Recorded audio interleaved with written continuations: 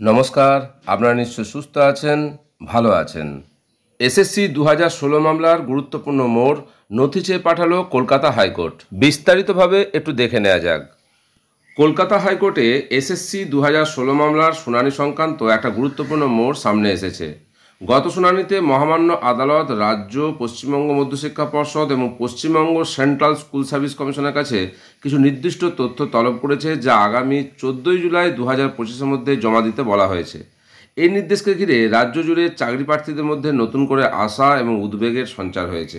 তিনটি সংস্থাকেই Kolkata high court supreme কোর্টে দাখিল করা তাদের হলফনামার একটি অনুলিপি জমা দেওয়ার নির্দেশ দিয়েছে।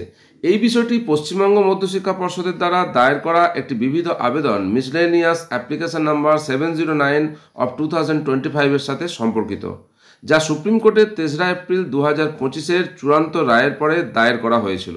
সুপ্রিম কোর্ট এই আবেদনের উপর তার রায় 17 এপ্রিল 2025-এ জারি করে। হাইকোর্ট মূলত সুপ্রিম কোর্টের 17 এপ্রিল 2025-এর আদেশের 3 নং অনুচ্ছেদের পরিপ্রেক্ষিতে দাখিল করা হলফনামাগুলি চেয়েছে।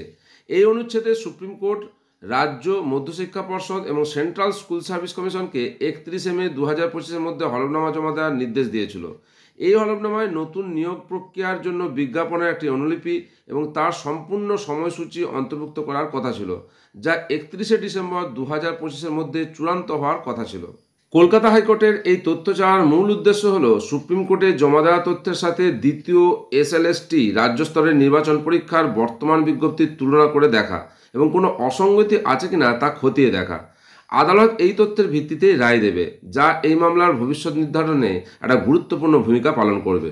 14 জুলাই 2025 তারিখে এই মামলার পরবর্তী শুনানির দিন ধার্য করা হয়েছে।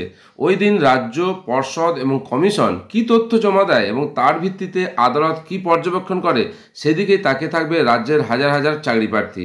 এই মামলার রায় রাজ্যের শিক্ষাক্ষেত্রে নিয়োগ প্রক্রিয়া স্বচ্ছতা এবং ভবিষ্যতের উপর গভীর প্রভাব ফেলবে বলে মনে করা হচ্ছে। সেকেন্ড এসএলএসটি 2025 রাজ্য স্তরের যে শিক্ষক নিয়োগের পরীক্ষা, তা আদৌ সম্ভব হবে কিনা না আইনি জটিলতায় আটকে যাবে, তা নির্ভর করছে পরবর্তী শুনানি 14 জুলাই 2025-এর তারিখের উপর।